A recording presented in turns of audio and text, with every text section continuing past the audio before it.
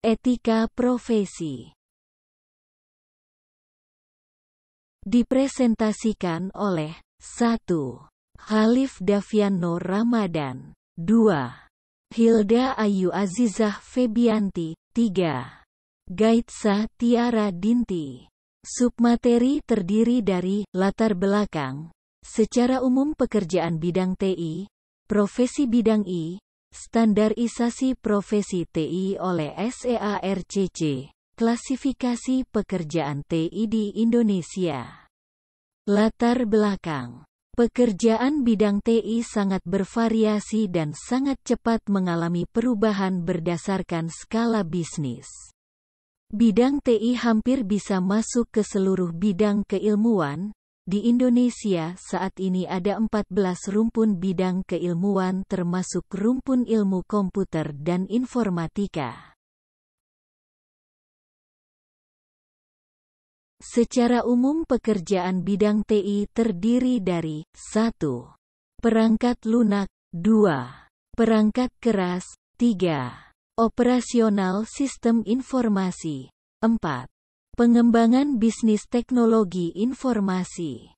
Namun dalam perkembangannya masing-masing, klasifikasi bisa memberikan turunan subpekerjaan atau bisa berkembang dari 4 klasifikasi tersebut. Perangkat lunak, secara umum dibagi menjadi 1. Sistem analis, bertugas menganalisa sistem yang akan diimplementasikan. 2. Programmer, bertugas mengimplementasikan rancangan sistem analis. 3. Web designer, bertugas melakukan analisis, perencanaan dan desain proyek perangkat lunak berbasis web. 4. Web programmer, bertugas mengimplementasikan rancangan web designer. Perangkat keras, secara umum dibagi menjadi technical engineer, bertugas dalam pemeliharaan dan perbaikan perangkat sistem komputer. Dan networking engineer, bertugas dalam pengembangan dan pemeliharaan jaringan komputer. Operasional sistem operasi, secara umum dibagi menjadi electronic data processing atau EDP operator, bertugas mengoperasikan terkait dengan EDP sebuah organisasi atau institusi. Sistem administrator, bertugas melakukan administrasi sistem, memiliki kewenangan mengatur hak akses atau operasional terhadap sistem.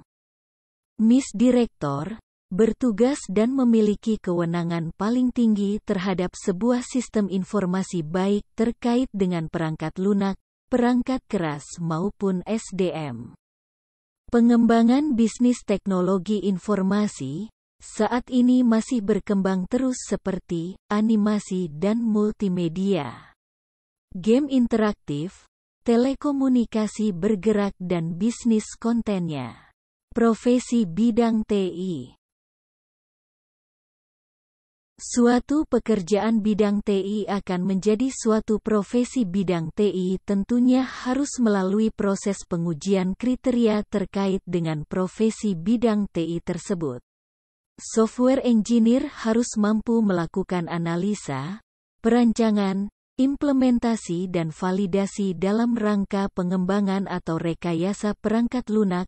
Tentunya ada pengetahuan khusus tentang hal tersebut.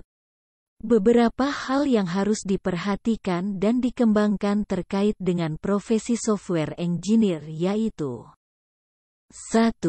Metodologi pengembangan perangkat lunak. 2. Manajemen sumber daya manusia. 3. Pengelolaan kelompok kerja. 4. Komunikasi. Berikut taksonomi skill yang disusun oleh Aptikom untuk para lulusan sarjana bidang ilmu komputer dan informatika ditampilkan pada gambar berikut.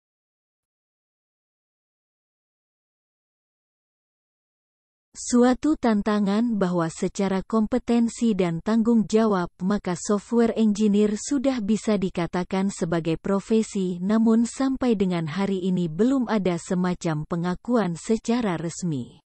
seperti akreditasi terkait dengan lembaga-lembaga yang berkompeten untuk melakukan sertifikasi atau akreditasi.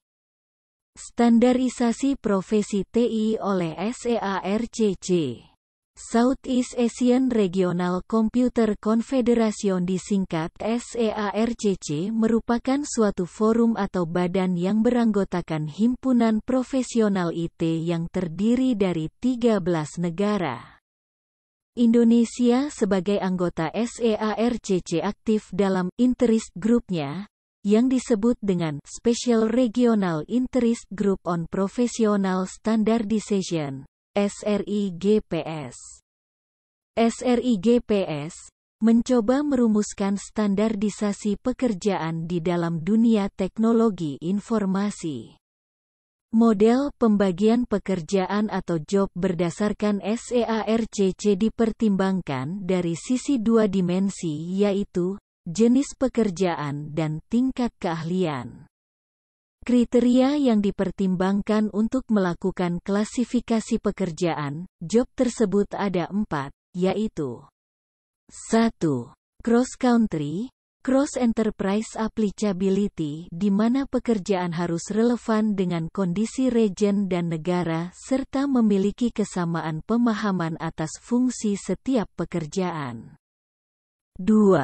Function-oriented bukan title-oriented, di mana berorientasi pada fungsi. Gelar setiap negara akan berbeda, namun yang penting adalah fungsi yang diberikan pada pekerjaan adalah sama.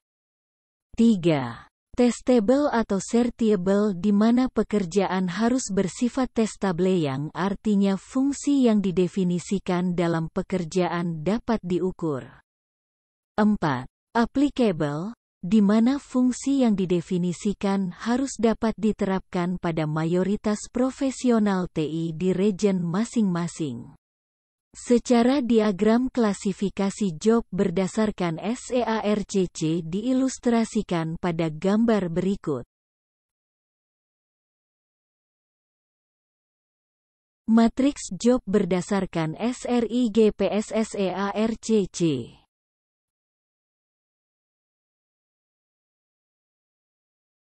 Supervised, 0-2 tahun pengalaman, membutuhkan pengawasan dan petunjuk dalam pelaksanaan tugasnya.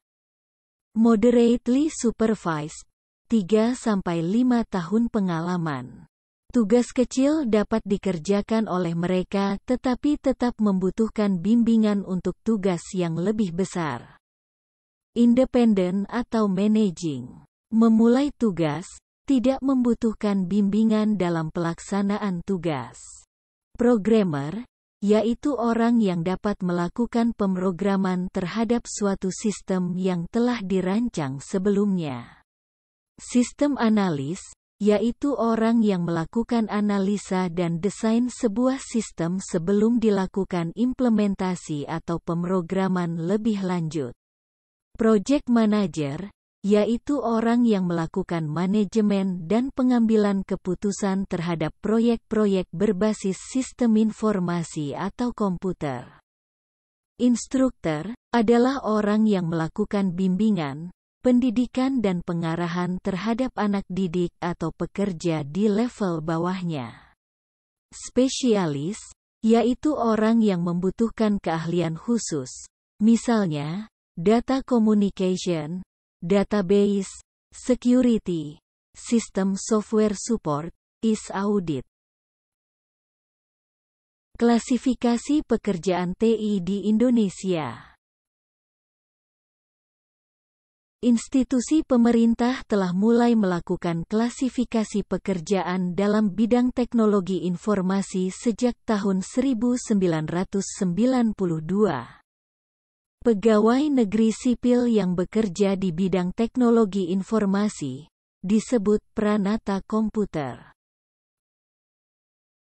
Pengangkatan pegawai negeri sipil dalam jabatan pranata komputer ditetapkan oleh Menteri, Jaksa Agung, pimpinan kesekretariatan lembaga tertinggi atau tinggi negara, pimpinan lembaga pemerintah non-departemen dan gubernur kepala daerah tingkat 1. Syarat-syarat jabatan Pranata Komputer. 1. Bekerja pada satuan organisasi instansi pemerintah dan bertugas pokok membuat, memelihara dan mengembangkan sistem dan atau program pengolahan dengan komputer. 2. Berijazah serendah-rendahnya sarjana muda atau D3 atau yang sederajat. 3. Memiliki pendidikan dan atau latihan dalam bidang komputer dan pengalaman melakukan kegiatan di bidang komputer.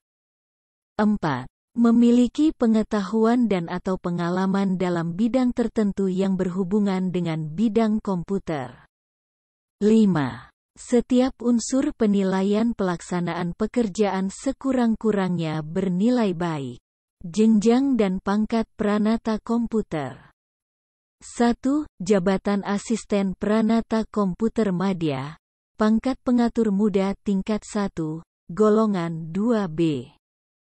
2. Jabatan Asisten Pranata Komputer, pangkat pengatur, golongan 2C. 3. Jabatan Asisten Pranata Komputer Muda, pangkat pengatur tingkat 1, golongan 2D. 4. Jabatan Anjun Pranata Komputer Madya, pangkat penata muda, golongan 3A. 5. Jabatan Anjun Pranata Komputer pangkat penata muda tingkat 1, golongan 3B. 6. Jabatan Ahli Pranata Komputer pangkat penata, golongan 3C. 7. Jabatan Ahli Pranata Komputer Muda, pangkat penata tingkat 1, golongan 3D. 8. Jabatan Ahli Pranata Komputer Utama Madya, pangkat pembina, golongan 4A. 9. Jabatan Ahli Pranata Komputer Utama Pratama, pangkat pembina tingkat 1, golongan 4B. 10. Jabatan Ahli Pranata Komputer Utama Muda, pangkat pembina utama muda, golongan 4C. Terakhir, 11. Jabatan Ahli Pranata Komputer Utama, pangkat pembina utama, golongan 4D. Sekian video presentasi kuliah etika profesi materi ini. Terima kasih telah menonton presentasi ini. Jangan lupa subscribe dan like untuk dukungannya. Sampai jumpa pada video berikutnya.